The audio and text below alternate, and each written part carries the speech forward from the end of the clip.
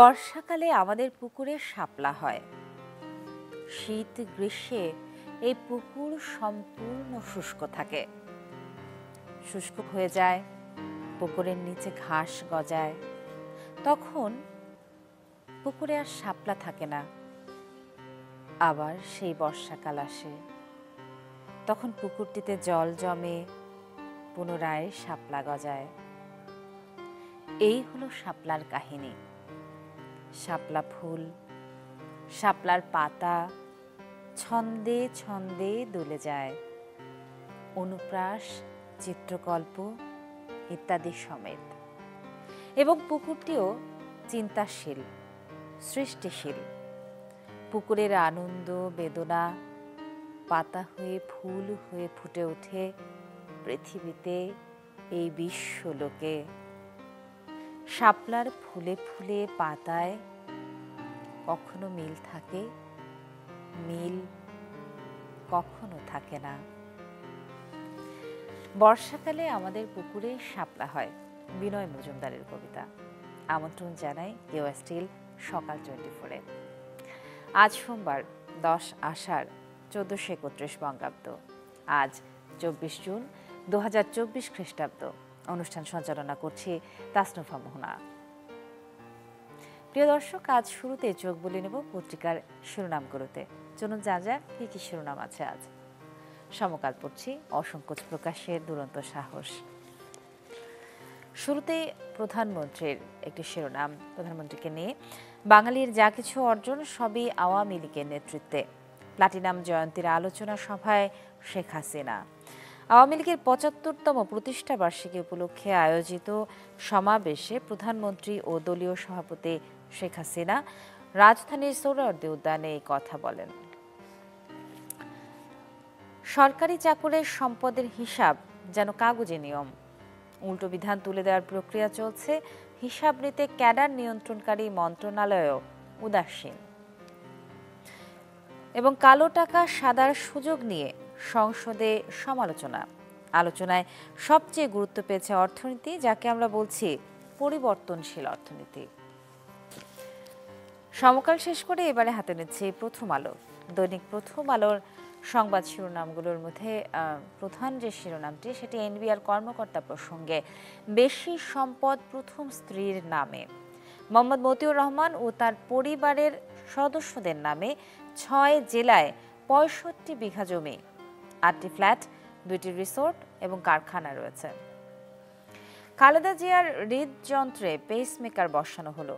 বিএনপির চেয়ারপারসন খালেদা জিয়ার হৃদযন্ত্রে স্থায়ী পেসমেকার বসানো হয়েছে।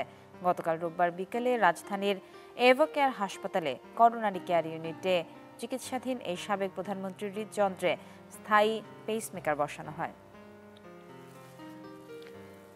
এবারে পড়ছি দৈনিক কালের কণ্ঠ। আংশিক নয়, পুরুষত্ব। বেনজিরের অব্যাহতি আবেদন নাকচ, আইন অনুযায়ী পরবর্তী ব্যবস্থা গ্রহণ করা হবে। দুদক সচিব। আত্মপক্ষ সমর্থনের সুযোগ হারালেন বেনজির, একাধিক মামলার প্রস্তুতি।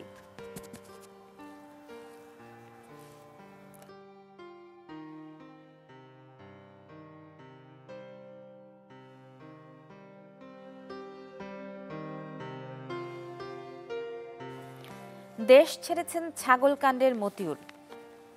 এবং অন্য আরেকটি খবর পড়ছি, ঢাকা দিল্লির অনন্য সম্পর্ক এখন আরও দৃশ্যমান। প্রধানমন্ত্রীর ভারত সফর প্রসঙ্গ। বাণিজ্য সম্পর্ক জোরদারে বাংলাদেশ ভারত দুই দেশই আগ্রহ দেখিয়েছে। এবারে পড়ছি দৈনিক ইত্তেফাক। দৈনিক ইত্তেফাক।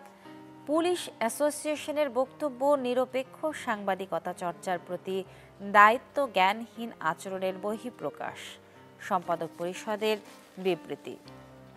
এবং ধীরে নামছে সিলেটের পানি, 19,000 লোক এখনো আশ্রয় কেন্দ্রে। বন্যার পরিস্থিতি সম্পর্কে জানাচ্ছিলাম সিলেটের বন্যা পরিস্থিতি সম্পর্কে সংবাদ শিরোনাম করেছে দৈনিক ইত্তেফাক। বলা হচ্ছে সিলেটের পানি নামছে। এদিকে উত্তরাঞ্চলে বন্যা পরিস্থিতি কি অবস্থায় রয়েছে সেটি এবারে আপনাদেরকে জানাতে চাই। চলে যাচ্ছি লালমনিরহাট, আর লালমনিরহাট থেকে এবার আমাদের সঙ্গে সরাসরি যোগ দিচ্ছেন সহকর্মী মাহফুজ বকুল। মাহফুজ, শুভ সকাল জানাই আপনাকে। কিছুক্ষণ আগেই পত্রিকার শিরোনাম পড়েছিলাম যে সিলেটের পানি ধীরে নামছে, আর লালমনিরহাট এবং উত্তরাঞ্চলের বন্যা পরিস্থিতির কি খবর? তাসনুভা, শুভ সকাল।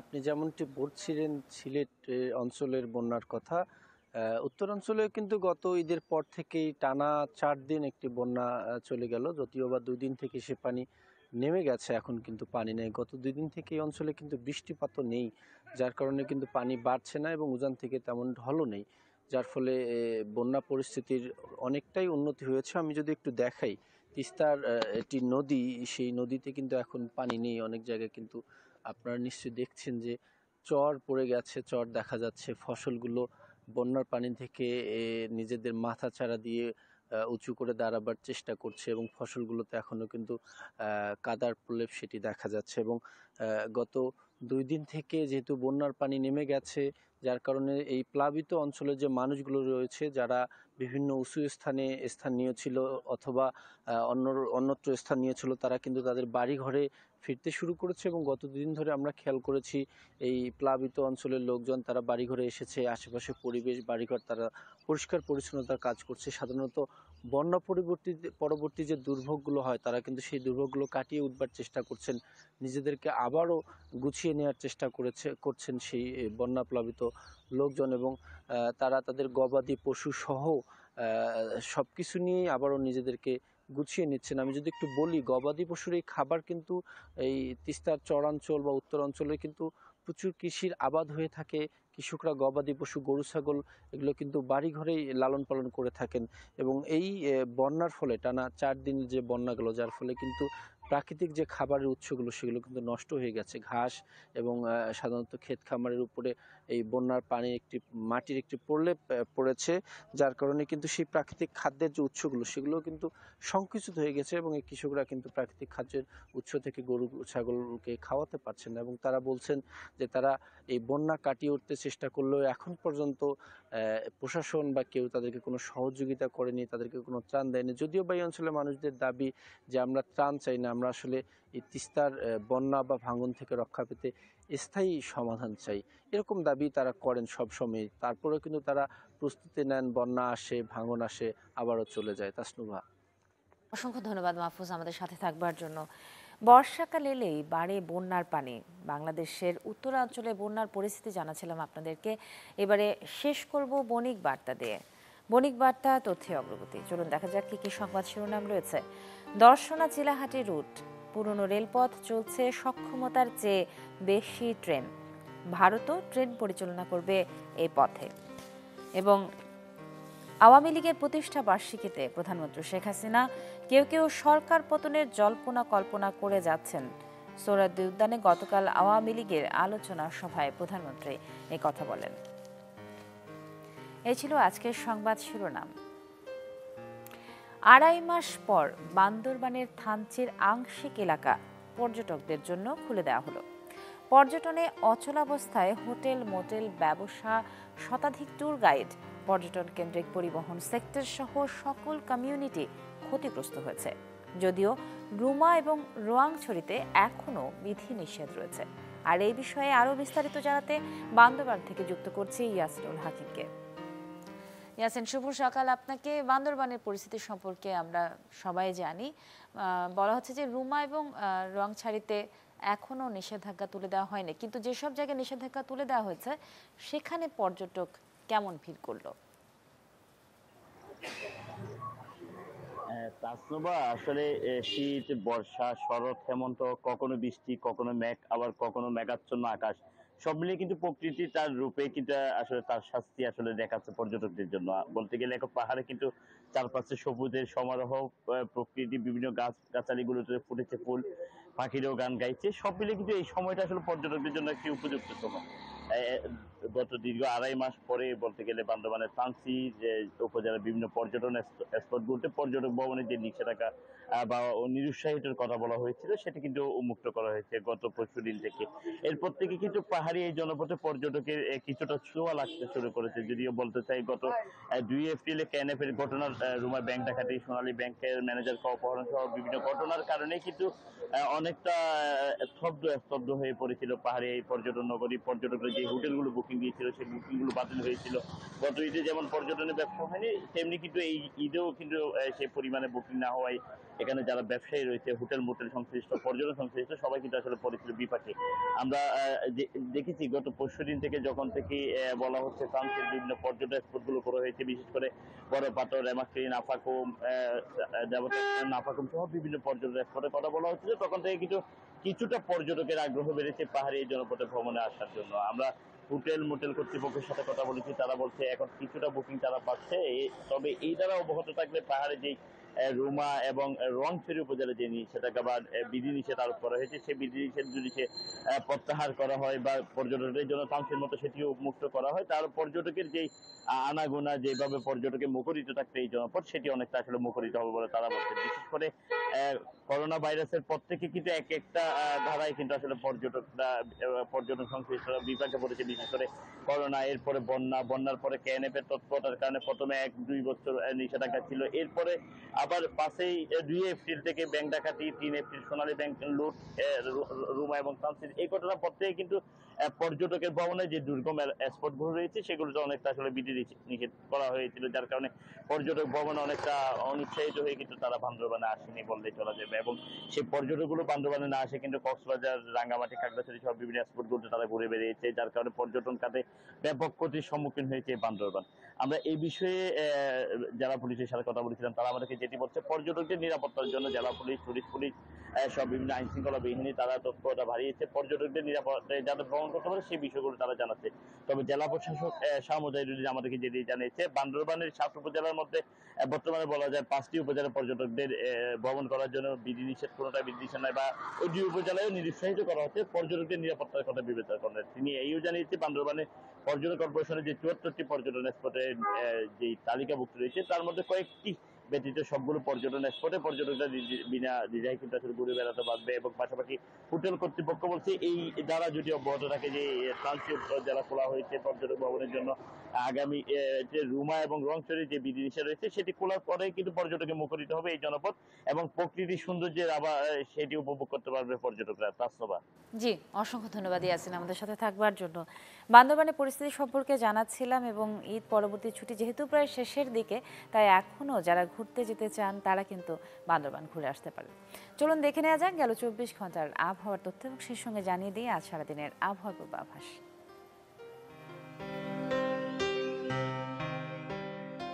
ঢাকায় গেল 24 ঘন্টায় সর্বোচ্চ তাপমাত্রা শনাক্ত হয়েছে 35.6 ডিগ্রি সেলসিয়াস, সর্বনিম্ন তাপমাত্রা ছিল 27 ডিগ্রি সেলসিয়াস। রাজশাহীতে সর্বোচ্চ তাপমাত্রা ছিল 38, সর্বনিম্ন 27.4, রংপুরে সর্বোচ্চ তাপমাত্রা 35.2, সর্বনিম্ন 27.2, ময়মনসিংহে সর্বোচ্চ তাপমাত্রা শনাক্ত হয়েছে 34.3 ডিগ্রি সেলসিয়াস, সর্বনিম্ন 26 ডিগ্রি সেলসিয়াস। সিলেটে গেল 24 ঘন্টায় সর্বোচ্চ তাপমাত্রা শনাক্ত হয়েছে 34.7 ডিগ্রি সেলসিয়াস, সর্বনিম্ন 27 ডিগ্রি সেলসিয়াস। চট্টগ্রামে সর্বোচ্চ তাপমাত্রা 33, সর্বনিম্ন 27.7, খুলনায় সর্বোচ্চ তাপমাত্রা 35.2, সর্বনিম্ন 28, বরিশালে সর্বোচ্চ তাপমাত্রা শনাক্ত হয়েছে 34.2 ডিগ্রি সেলসিয়াস, সর্বনিম্ন 27.5 ডিগ্রি সেলসিয়াস।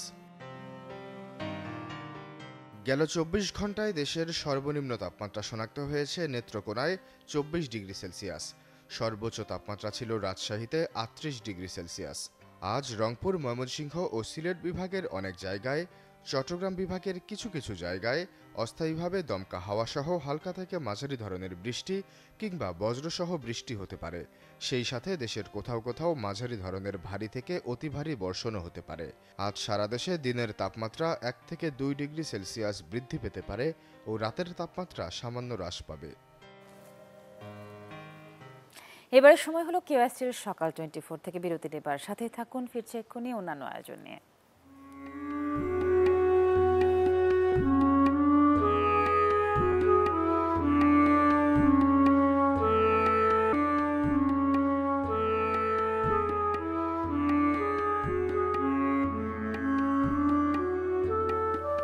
আমন্ত্রণ জানাই কেওএসটিএল সকাল 24-এর আজকের আয়োজনে। সাথে আছে আমি তাসনুফা মোহনা। চলুন এবারে চলে যাই সিরাজগঞ্জে। সিরাজগঞ্জে সবজির বাজার থেকে ঘুরে আসা যাক। সেখান থেকে যুক্ত হচ্ছেন হিরোগুনের কাছ থেকে জানবো বাজারের সর্বশেষ পরিস্থিতি। হিরক, শুভ সকাল আপনাকে। সিরাজগঞ্জের সবজির বাজার, দর দাম, নিত্য পণ্যের কি অবস্থা, সবকিছু মিলিয়ে আমাদেরকে যদি জানাতেন। জি, আসলে আপনাকেও শুভ সকাল।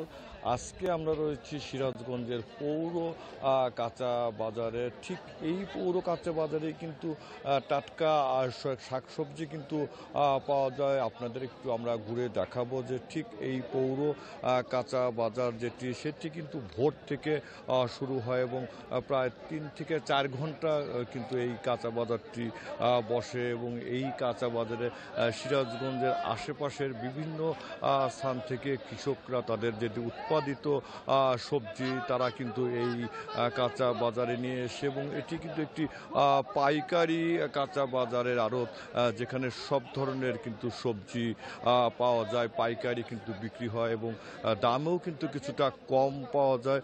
তবে আজকের যদি একটু আমরা কথা বলতে চাই তাহলে দেখবেন যে আজকে কিন্তু পটল এবং বেগুনের দাম কিছুটা কমলেও কিন্তু বেড়েছে কাঁচামরিচের দাম। যে কাঁচামরিচ কাল কিন্তু যে কাঁচামরিচ 140 টাকা কেজি দরে বিক্রি ছিল, সেটি কিন্তু আবার আজকে একদিনের ব্যবধানে কিন্তু আবার সেটি বেড়েছে 20 টাকা কেজি দরে। এছাড়া পেঁয়াজ, আলু সব কিছুর দামই কিন্তু 1 টাকা কিন্তু আজকে বেড়েছে। তবে এই বাজার থেকে কিন্তু শহরের যারা পাইকার এবং যারা খুচরা বিক্রেতা তারা কিন্তু ঠিক এই বাজার থেকেই তাদের যে সবজিগুলো কিনে নিয়ে যায়। এবং এছাড়াও আমরা জানি যে শহরের বিভিন্ন স্থান থেকে কিন্তু যারা সাধারণ মানুষ তারাও কিন্তু খুচরোভাবে এখান থেকে সবজি কেনে। কারণ হচ্ছে যে এই সবজির বাজারে কিন্তু যে টাটকা সবজি কিন্তু শাকসবজি পাওয়া যায়, কারণ কৃষকরা তাদের সরাসরি ক্ষেত থেকে যে উৎপাদিত সবজি সেগুলো কিন্তু এই বাজারে নিয়ে এসে আপনি দেখতে পাচ্ছেন যে ঠিক সকাল থেকে কিন্তু এই বাজারটি জমে উঠেছে এবং ক্রেতা বিক্রেতাদের হাটটাকে কিন্তু এখন অনেকটাই মুখরিত রয়েছে। এবং এই সবজির বাজার থেকে সিরাজগঞ্জের অন্য যে খুচরো বাজারগুলো থেকে কিন্তু সবজি কিনে নিয়ে যায়। তবে আজকের বাজারের বিষয় হচ্ছে যে দু একটি কাঁচা সবজির দাম কমলেও কিন্তু আবার বেশ কয়েকটি সবজির দাম কিন্তু আজকে বেড়েছে। হিরক, অসংখ্য ধন্যবাদ আপনাকে আমাদের সাথে থাকবার জন্য। জানছিলাম সিরাজগঞ্জের কাঁচা বাজারের পরিস্থিতি। এবারে চলে যাচ্ছি আমের বাজারে। মধুমাস, এবং মধুমাস মানে হচ্ছে সবার আগে মাথায় আসে আম মানে চাঁপাইনবাবগঞ্জ রাজশাহীর আম, যেটি সব থেকে বেশি বিখ্যাত। চলুন চলে যাই চাঁপাইনবাবগঞ্জে, এবং সেখান থেকে আমাদের সঙ্গে এবারে সরাসরি যোগ দিচ্ছেন আমাদের সহকর্মী আনোয়ার হোসেন। আনোয়ার হোসেন, শুভ সকাল আপনাকে। চাঁপাইনবাবগঞ্জের আম বর্তমানে দরদাম কত, কি হারে এবং কি দরে বিক্রি হচ্ছে চাঁপাইনবাবগঞ্জের আম, এবং কোন আম এই সময়ে সব থেকে বেশি পাওয়া যাচ্ছে?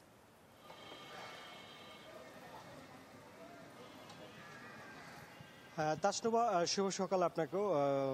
আপনাকে জানিয়ে রাখি যে চলতি মাসের শুরু থেকেই চাঁপাইনবাবগঞ্জে আম বাজারজাত শুরু হয়েছে। তবে প্রথম দিকে সীমিত পরিসরে আম বেচা কেনা শুরু হলো। ঈদ পরবর্তী জমে উঠেছে চাঁপাইনবাবগঞ্জের আম বাণিজ্য, এবং এই মুহূর্তে বাজারজাত হচ্ছে খিরসাপাত, ল্যাংড়া, আম্রপালি সহ নানা জাতের সুস্বাদু সব আম। তবে চাহিদার চেয়ে বাজারে সরবরাহ কম থাকে এবার সব জাতের আমই বিক্রি হচ্ছে গত মৌসুমের চেয়ে দ্বিগুণ দামে। এবং আমরা সংশ্লিষ্টদের সাথে কথা বলেছি, তারা জানিয়েছেন যে এবার অন্তত 70% উৎপাদন কম হয়, আমের দাম এবার গতবারের তুলনায় প্রায় দ্বিগুণ। আর বাজার সংশ্লিষ্টরা বলছেন যে বর্তমানে জেলা জুড়ে প্রতিদিন বেচা কিনা হচ্ছে 20 থেকে 25 কোটি টাকার আম। আর বিক্রেতারা বলছেন যে চাহিদা ভালো থাকে, সামনের দিনগুলোতে দাম আরও বাড়বে। এছাড়া বর্তমানে এখনও আসেনি বাজারে ব্যানানা ম্যাঙ্গো, বাড়ি ফোর, আশিনা, গোড়মতির মতো সব জনপ্রিয় আম। এই আমগুলো বাজারে আসলে আরও দাম বাড়বে এবং বলেই তারা আমাদেরকে জানিয়েছেন বিক্রেতারা।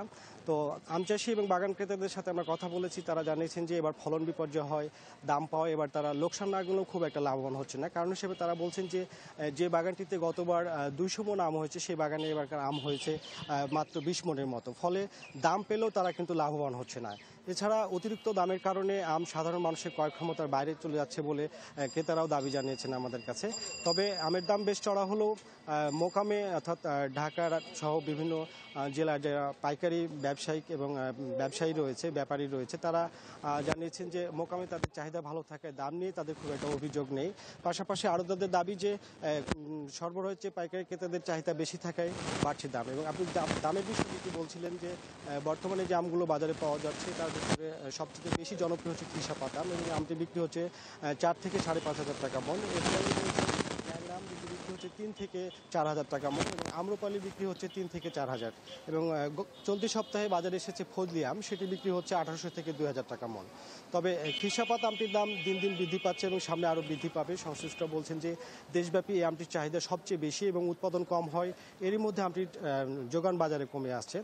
এছাড়া বাজার সংশ্লিষ্টরা জানিয়েছেন যে আমের উৎপাদন যে বছর বেশি হয় সে বছর তারা দাম পান না, আবার যে বছর ফলন কম হয় সে বছর আনোয়ার হোসেন, অনেক অনেক ধন্যবাদ আমাদেরকে আপডেট দেওয়ার জন্য।